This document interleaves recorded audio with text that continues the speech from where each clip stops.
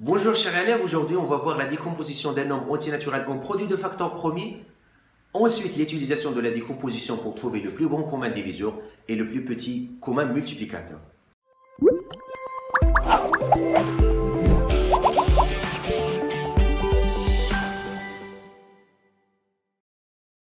La décomposition en produit de facteurs premiers.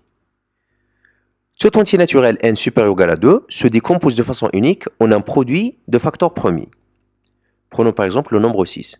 6 égale à 2 fois 3, et c'est la décomposition en produit de facteurs premiers du nombre 6. Autre exemple, 8. 8 égale à 2 fois 2 fois 2. C'est la décomposition en produit de facteurs premiers du nombre 8. Alors passons maintenant à la méthode pour décomposer n'importe quel nombre entier naturel supérieur à 2. Donc on commence par 42, puis 588, puis 504. Voilà, on commence par 42. On écrit 42 et on trace un trait vertical et on cherche le plus petit nombre premier qui divise 42. Dans ce cas-là, c'est 2. Donc 42 par 2, ça donne 21. Est-ce que 21 est divisible par 2? Non, donc on passe au nombre premier supérieur à 2 et qui divise 21. Dans ce cas, c'est 3. 21 par 3, ça donne 7. La même chose. Est-ce que je peux diviser 7 par 3? Non. Le suivant, c'est-à-dire le nombre premier qui divise 7 est supérieur à 3, ce n'est pas 5, c'est 7. Donc, 7 par 7, ça donne 1. Et on obtient la décomposition en produit de facteur premier du nombre 42. Donc, 42 égale à 2 fois 3 fois 7. Maintenant, 588. La même chose, on cherche le plus petit nombre premier qui divise 588. Dans ce cas-là, 2. 588 par 2, ça donne 294. Donc, est-ce que 294 se divise par 2? Oui. Donc, 294 par 2, ça donne 147. La même chose, 147, est-ce que je peux le diviser par 2? Non, donc on passe au suivant.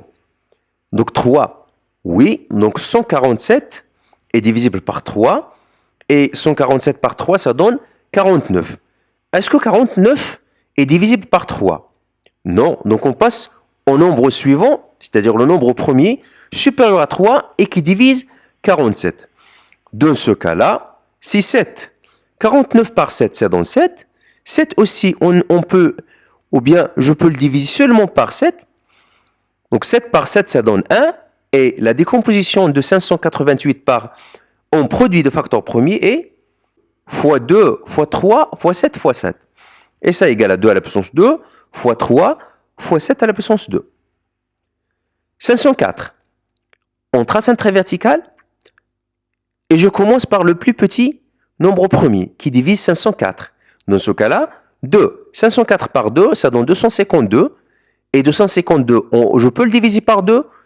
Et 252 par 2, ça donne 126. Et 126, je peux le diviser par 2. Je trouve 63. Maintenant, 63, je ne peux pas le diviser par 2. Donc, je passe au suivant. 63 est divisible par 3. Donc, 63 par 3, ça donne 21. Aussi 21, je peux le diviser par 3. J'obtiens 7. Et 7, je peux le diviser par 7. Si le plus petit entier premier qui divise 7 est supérieur à 3, 7 par 7 égale à 1. Donc la décomposition de 504 en produit de facteur premier est 2 fois 2 fois 2 fois 3 fois 3 fois 7. Et ça donne 2 à la puissance 3 fois 3 à la puissance 2 fois 7. Alors, qu'est-ce que c'est que le plus grand commun diviseur? Soit A et B, deux entiers naturels non nuls. Le plus grand diviseur commun de A et B s'appelle le plus grand commun diviseur de A et B. Et on le note, PGCD, entre parenthèses A et B, ou encore A, ce symbole AB, ou bien delta A, virgule B, entre parenthèses.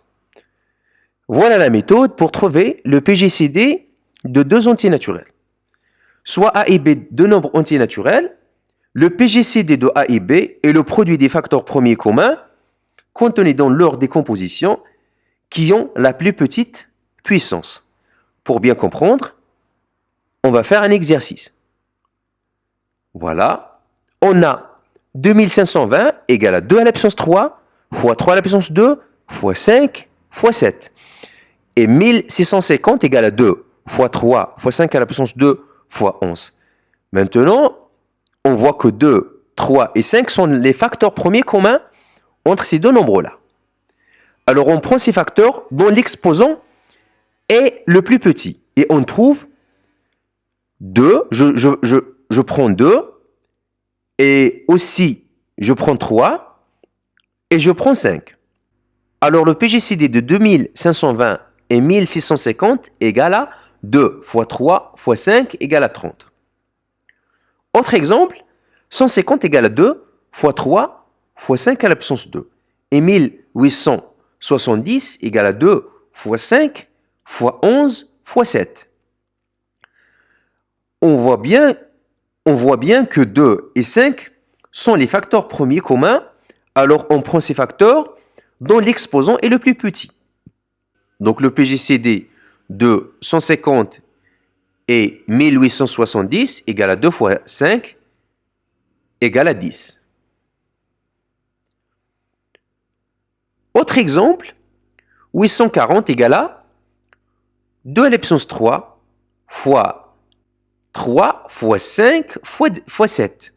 Et 3234 égale à 2 fois 3 fois 7 à la puissance 2 fois 11. Donc 2 et 3 et 7 sont les facteurs premiers communs. Alors on prend ces facteurs dont l'exposant est le plus petit. On prend 2 à la puissance 1 et 3 à la puissance 1 et 7 à la puissance 1. Donc le PGCD de 840 et 3234 égale à 2 fois 3 fois 7 égale à 42. Qu'est-ce que ça veut dire le plus petit commun multiple? Soit A et B, deux nombres antinaturels, le plus petit multiple commun de A et B non nul s'appelle le plus petit commun multiple de A et B. Et on le note PPCM, entre parenthèses A et B, ou bien A, ce symbole-là B, ou encore M, entre parenthèses A et B. Et voilà la méthode pour trouver le PPCM de deux nombres antinaturels. Soit A et B, deux entiers naturels, le PPCM de A et B est le produit de tous les facteurs premiers, communs ou non, contenus dans leur décomposition qui ont la plus grande puissance. Prenons un exemple pour bien comprendre. 150 égale à 2 fois 3 fois 5 à la puissance 2 et 1870 égale à 2 fois 5 fois 11 fois 7 fois 17.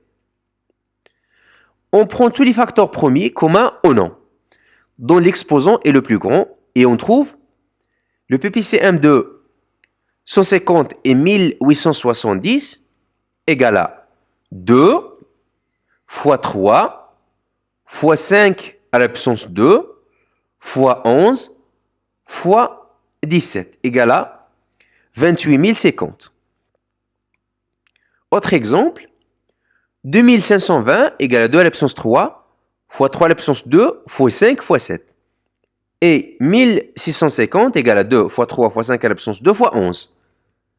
On prend tous les facteurs premiers, communs ou non, dont l'exposant est le plus grand. Et on trouve le PPCM de 2520 et 1650 égale à 2 à la puissance 3 fois 3 à la puissance 2 fois 5 à la puissance 2 fois 7 fois 11 égale à 138 600. Alors maintenant, quelle est la relation entre le PGCD et le PPCM? Soit A et B, deux nombres antinaturels, on a le PGCD fois le PPCM égale à A fois B. Et si vous avez A et B, deux nombres antinaturels non nuls, déterminons le PGCD de A et B, sachant que A fois B égale à 180 et le PPCM égale à 60. Alors, on sait déjà que le produit de PGCD de A et B et le PPCM de A et B égale à A fois B. On remplace, ou bien on écrit le PGCD de A et B sous la forme AB sur le PPCM de A et B. Donc, je remplace, je trouve le PGCD de A et B égale à 180 sur 60, égale à 3.